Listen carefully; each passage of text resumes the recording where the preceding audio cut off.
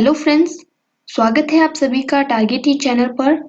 आज इस वीडियो में हम सीटेट एग्ज़ाम के बारे में जानेंगे कि सीटेट एग्ज़ाम क्या है, कौन इसके लिए एलिजिबल है और मोस्ट इम्पॉर्टेंटली कि इसकी इम्पोर्टेंस क्या है। ये जो सर्टिफिकेट है वो हमारे लिए कहाँ काम आ सकता है और इसका एलिजिबिलिटी क्राइटेरिया हो गया, पैटर्न हो गया और सिलेबस, ये सब हम जो है इस वीडियो में डिस्कस करेंगे।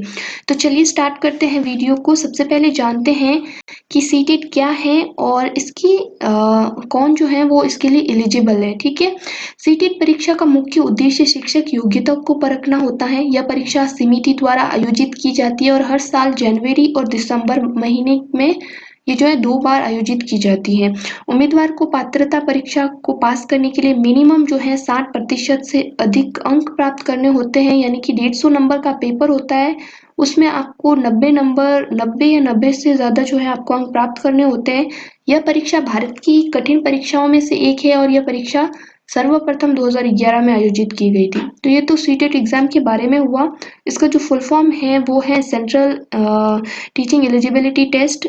ठीक है, तो अब इसका क्राइटेरिया देखते हैं एलिजिबिलिटी का। The minimum basic eligibility criteria for CTET are as under, यानी कि इस प्रकार है क्राइटेरिया सीटेट के लिए कि आपको प्राइमरी लेवल पे जो है टीचर बनने के लिए क्लास 1 to 5th के लिए आपको 12th पास होना चाहिए कम से कम 50% अंकों के साथ। और जो भी आप BSTC कर रहे हो या B.Ed कर रहे हो उसमें जो है आपको 2 इयर्स का जो डिप्लोमा होता है उसमें आपको फाइनल ईयर में अपेयरिंग होना चाहिए। यानी अगर आपने फर्स्ट ईयर का एग्जाम दे दिया है, उसका रिजल्ट नहीं भी आया, तो आप उसका रोल नंबर डाल के जो है ये एग्ज़ाम के लिए फॉर्म भर सकते हैं। तो चलिए देखते हैं कि इस एग्ज़ाम की इम्पोर्टेंस क्या है। ये काफ़ी इम्पोर्टेंट टॉपिक है कि अगर हमने ये सीटेट एग्ज़ाम दे भी दिया तो इसका इम्पोर्टेंस क्या होगा, हमारे लिए कहाँ पर काम आएगा। तो ये तो जो है वो बातें हैं जो आपको डायरेक्टली हेल्प करने वाली है, पर इनडायरेक्टली जो चीज़ मैंने महसूस की है कि सीटेट एग्ज़ाम देने से आपको क्या हेल्प होगी, मेरे अनुभव से मैं बता रही हूँ कि सीटेट एग्ज़ाम आप सबको ज़रूर देना चाहिए, क्योंकि ये एग्ज़ाम जो है सबसे पहले तो इस एग्ज़ाम को हार्ड माना जाता है। हालांकि मैंने महसूस किया है कि ये एग्ज़ाम अप्लाइड पेपर पर जो है आधारित होता है, जो हार्ड बिल्कुल नहीं है, आपकी अंडरस्टैंडिंग पे डिपेंड करता है। अगर आप ये एग्ज़ाम देते हो तो सबसे बड़ा बेनिफिट आपका ये है कि आपका जो है कॉन्फिडेंस बन जाएगा। आप अगर आगे कोई भी एग्ज़ाम दे रहे हो, जैसे राजस्थान में बेसिकली हम सब जो है डिप्लोमा करने के बाद सबसे पहले जिस एग्ज़ाम के लिए जाते हैं, एक ही ऑप्शन हमारे सामने सबसे बड़ा ऑप्शन रहता है, वो होता है रीट या आरटेट जो भी है। ठीक है, इससे पहले अगर आप सीटेट देते हो तो आपका कॉन्फिडेंस डेवलप होता है, प्लस आपका एक पहले ही बेस बन जाता है। और जैसा कि हम सब जानते हैं, जब तक हमारे सामने कोई टारगेट नहीं हो, जब तक कोई एग्ज़ाम नहीं हो, तब तक पढ़ाई नहीं होती। तो सीटेट से जो है आप रीट की एग्ज़ाम की तैयारी जो है शुरुआत भी इससे कर सकते हैं। ठीक है, तो देखते हैं कि जॉब में जो है आपको कहाँ पर ये हेल्प करेगा।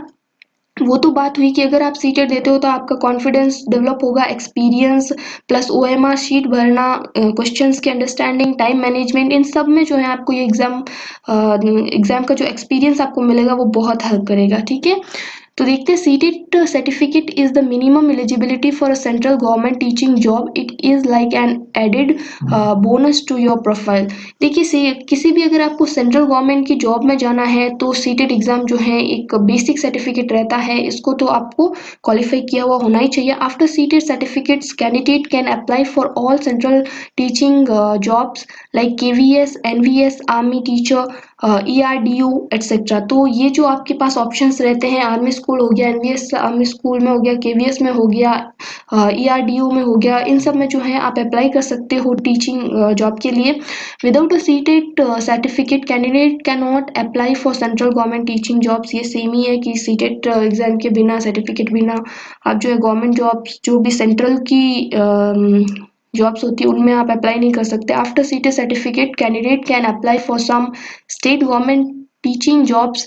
ये सही है कि अगर आपने सीटेट क्वालिफाई किया हुआ है तो काफ़ी जो स्टेट्स होते हैं वो ऐसे होते हैं जो सीटेट के आधार पर जो है स्टूडेंट्स को, अगर आपके सीटेट क्वालिफाई किया हुआ है तो उसके आधार पर आपको एलिजिबल करते हैं अपने स्टेट में एग्ज़ाम देने के लिए। ठीक है, तो ये बेनिफिट है। एक तो आप सेंट्रल गवर्नमेंट में जा सकते हो, एक काफ़ी स्टेट्स होते हैं जो सीटेट के आधार पर जॉब्स देते हैं।